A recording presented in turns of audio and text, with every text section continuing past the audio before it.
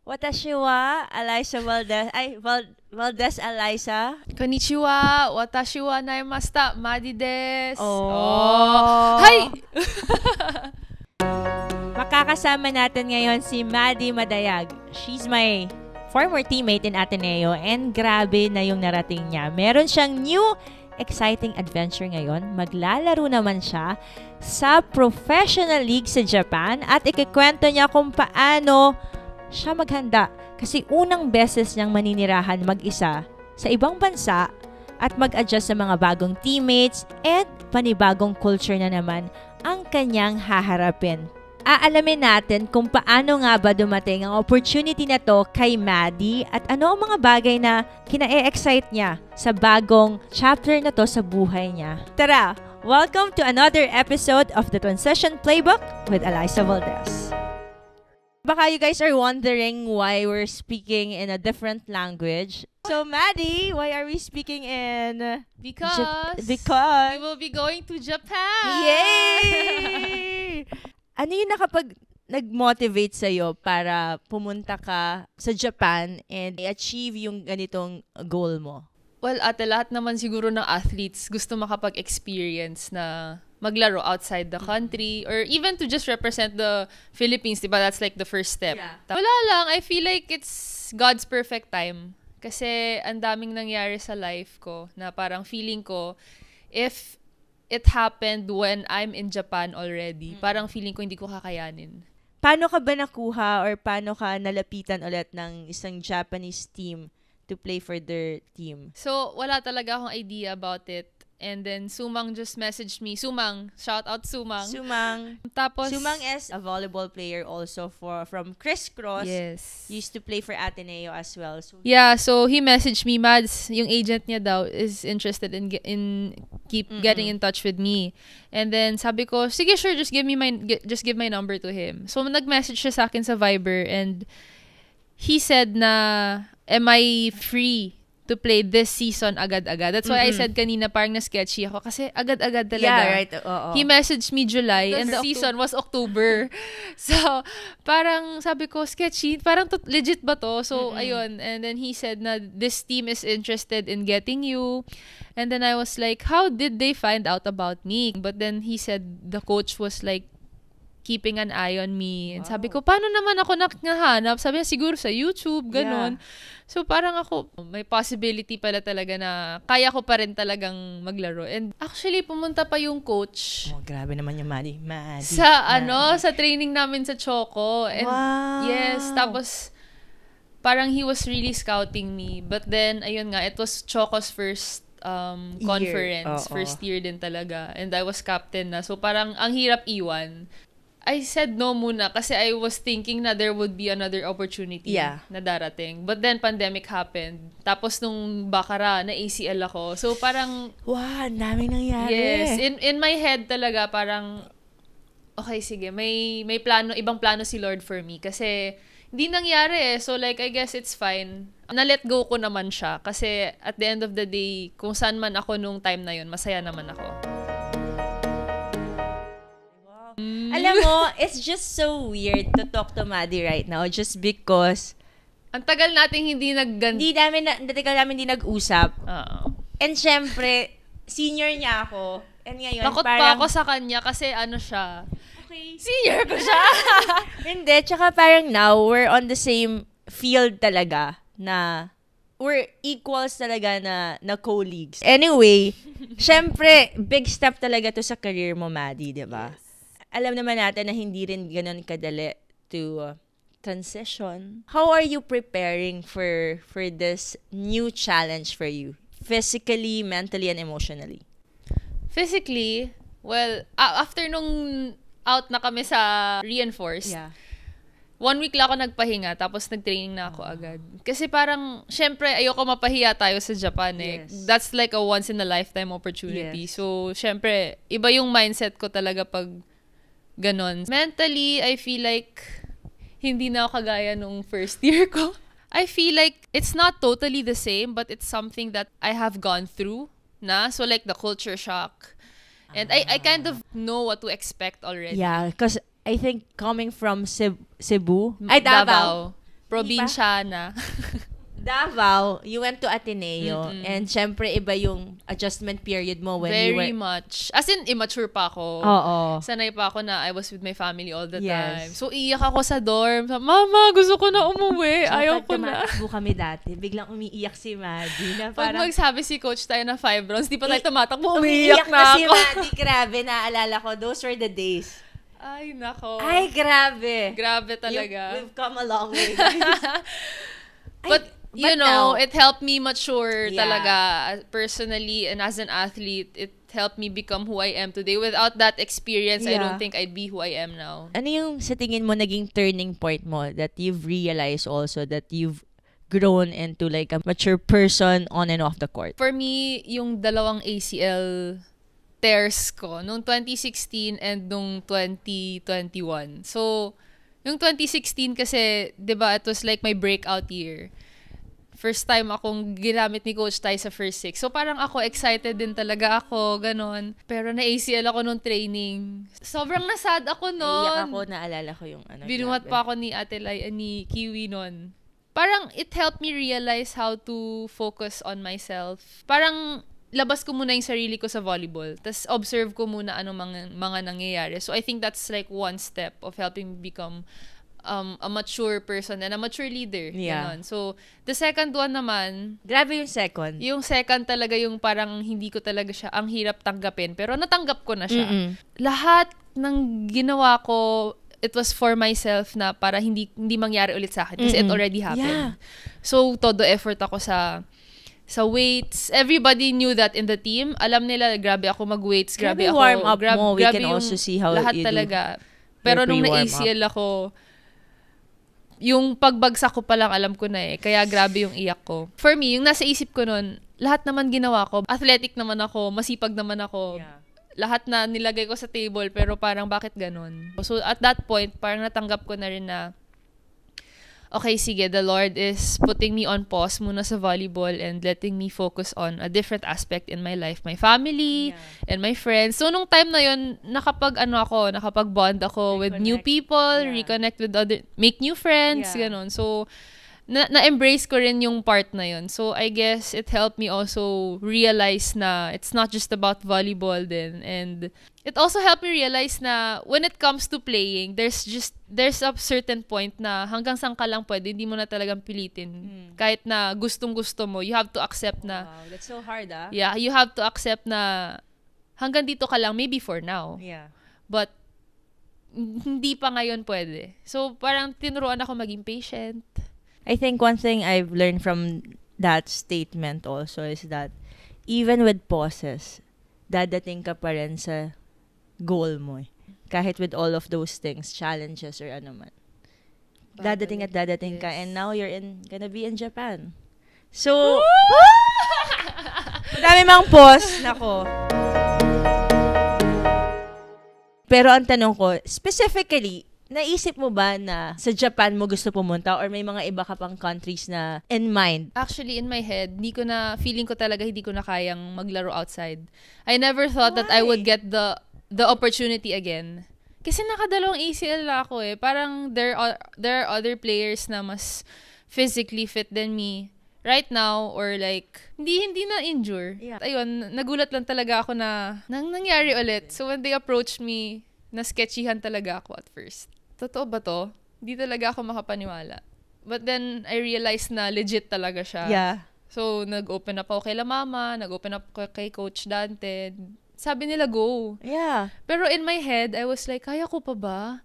Paano kung hindi ko kakayanin yung training nila? So, bakit mo naiisip kung kaya mo pa or hindi na? Inisip ko baka hindi kakayanin ng katawan ko.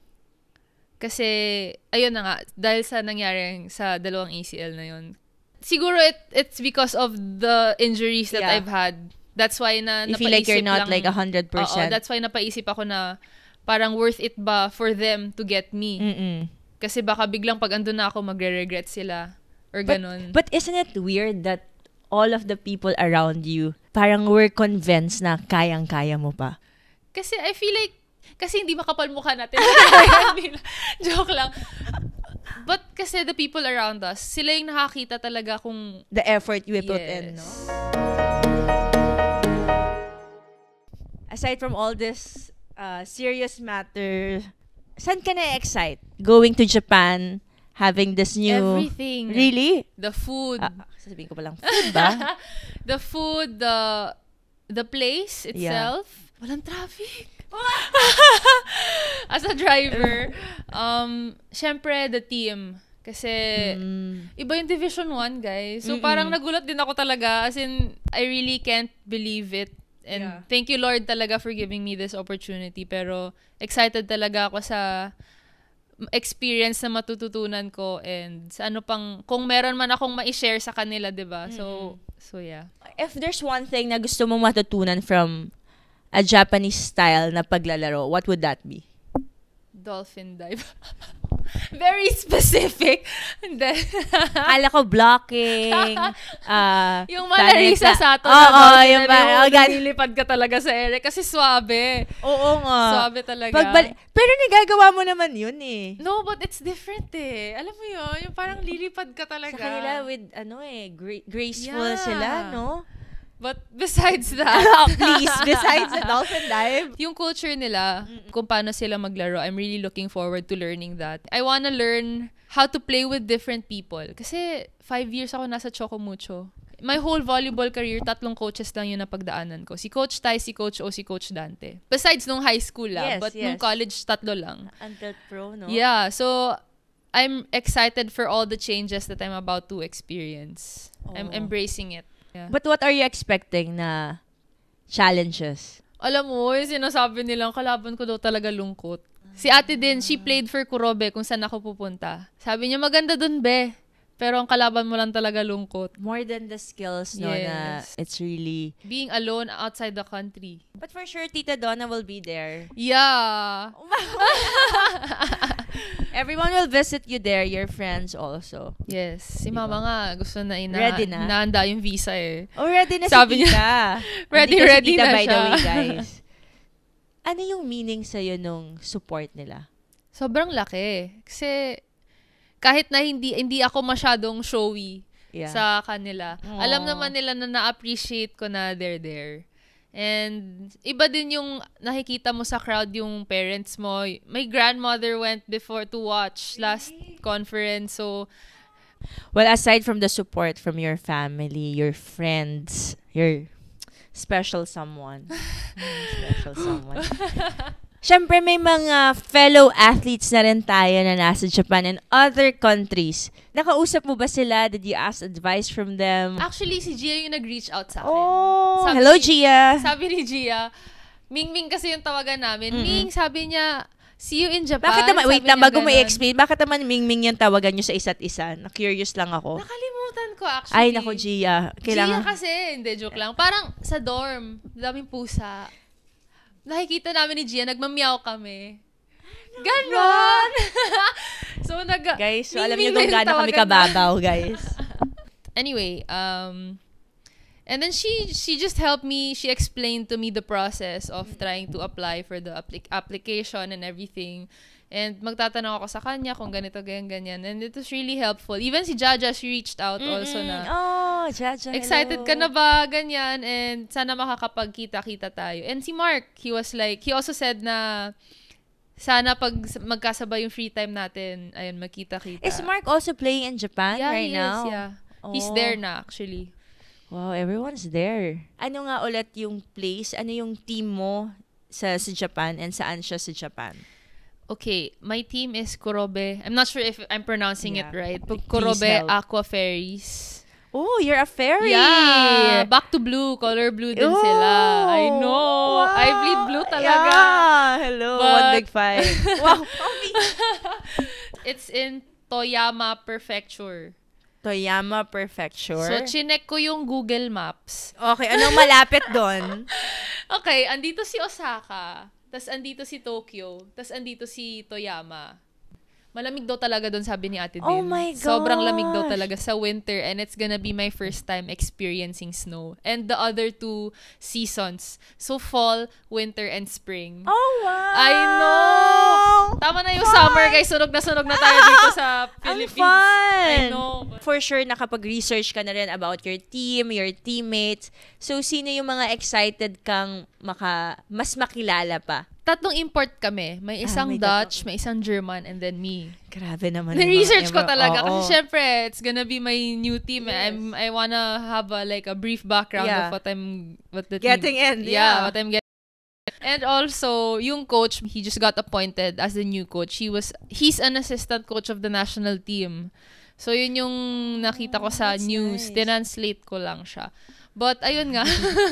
Excited na talaga ako. And hopefully, kung ano man yung makukuha kong learnings doon, pagbalik ko dito, sana ma-share ko. Hindi lang sa Choco, no? Pero sa whole volleyball community. But sa tingin mo, ano yung impact nito sa career mo? Grabe. Iba talaga. Parang besides the experience, I feel like iba rin yung confidence na maidadala. Playing with high-level players, ang daming import na, tatlong import na per team. So ang dami ko talagang matututunan and I'm really looking forward to learning from each and every one of them. Wow. Speaking of, nakapag-Thailand ka and Taiwan ka. So how was it? Yung experience mo, I just wanna... Oh, wow. I wanna know it's really, for me, okay, different scenario. Kasi nung nag-Thailand ako, that was just right after our season 78, diba? Yeah. UAP. So, medyo heartbreaking yung loss na yun. So, I was excited to learn new things. Okay, hindi ko po alam kung bakit ko ginawa yun. Anyway, so, back then, I was just really looking forward for another opportunity kasi I really thought na parang, that loss talaga, I felt like there's more to learn. So that's why I went out of my way, asked also Coach Tai if there's other teams na kung pwedeng makitraining din. Mm-hmm. So parang sabi ni Coach Tai, parang sige, tara, punta tayo din sa Thailand and then let's see kung anong meron, ganyan. Kasi parang back then talaga, nung pagkatalo natin, sabi ko, wow, we thought we've done so much in volleyball. Mm-hmm. So sabi ko, shucks, kulang pa pala kasi we're not still the best in our country. Top. Kasi nga, natalo nga tayo. So sabi ko, sige, try ko lumabas. So, yun naman din yung isa sa mga reasons. Aside from, I want to play abroad, it's actually, I want to really learn. And I felt like when I was in Thailand and Taiwan, parang sobrang rookie talaga ako, batang-bata ako. So, I feel like kung medyo may experience ako sa pro before going out of the country, feeling ko mas mag-iiba din yung big experience ko. We've come a long way. Ang dami mo na nga rin na experience. Ano naman ang madadala mo sa bago mong team sa Japan? I think besides the leadership. Kasi parang feeling ko natural na lang God. Lumalabas. Yeah, I cannot believe. Dati sumusunod lang kay ate Yeah. I feel like besides the leadership, may work ethic talaga. Yeah. Since bata pa lang ako, meron na akong ginagawang sport and I think it helped me. What's your sport when you were a kid? Wushu. Wushu, guys. Nag-wushu ako before. Stricto yung master namin yung tawag sa coach. So parang ang dami naming na inherit from him na discipline talaga. I feel like yun yung madadala ko sa Japan and that's what's gonna help me go through the waves and overcome the hiccups like you said. Sana ma-inspire ko rin sila kung paano ako magtrabaho as an athlete. Pero Mads, aside from, alam mo yun, you're now someone na nililook up din talaga ng mga young generation. Andun ka na sa level na yun. Meron ka ng younger generation. Young na How do you hope to inspire them? Well, iba yung generation ngayon Parang hybrid sila ngayon alam mo, totoo. Ibang klase talaga yung mga bata ngayon. Well, it just goes to show na tumataas yung level ng volleyball sa country, which is like a good sign for Philippine volleyball. Yes, that's true. But kung meron man tayong maipakita or ma-inspire pa sila sa atin, I'm really hoping na yung journey ko becomes an inspiration to not just to those who got injured or as a normal athlete, like resiliency, like what you said, kahit manalo or matalo. You know, there's always something to look forward yung to. pagkatalo, it's part of it. Yes, diba? it's not the end naman eh. It's just something that you have to go through the process to become better. Yes. Huwag kayo makontento.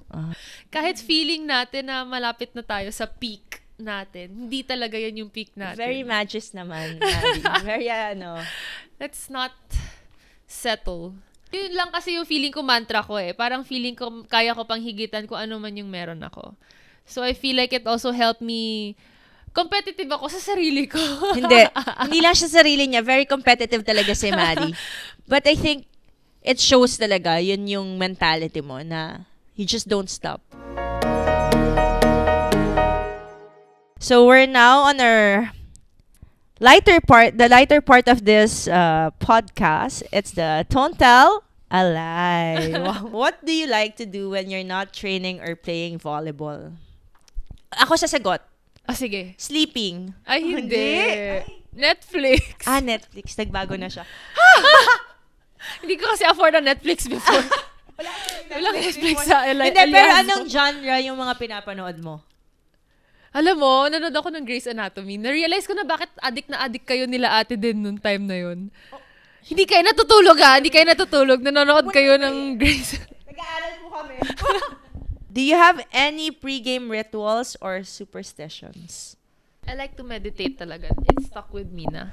Weird, no? Oo. Parang it really helped me focus. So, what do you do when you meditate? Kasi syempre, there are different types of meditation, diba? What do you breathing and visualizing. So, parang kinakalma ko muna yung sarili ko para ma-relax ako at the moment. Kasi, you know, sometimes, lalo na pag big games, you get really tense. Kasi, there's pressure eh. You know, like, you have to reach a goal for that. Lalo na pag finals, yung mga ganun. So, it helps me focus on how I can control my body. Okay. Next.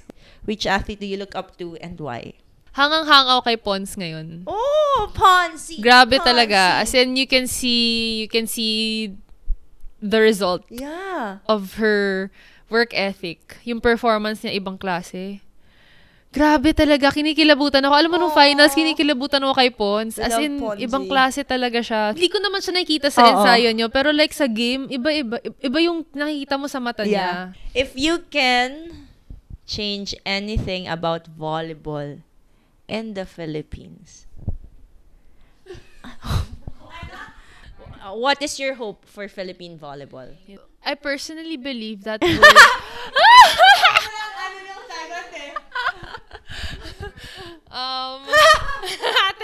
And merong I. Don't forget the I, guys. It's an opinion. Personally, I feel like umaangat naman yung level.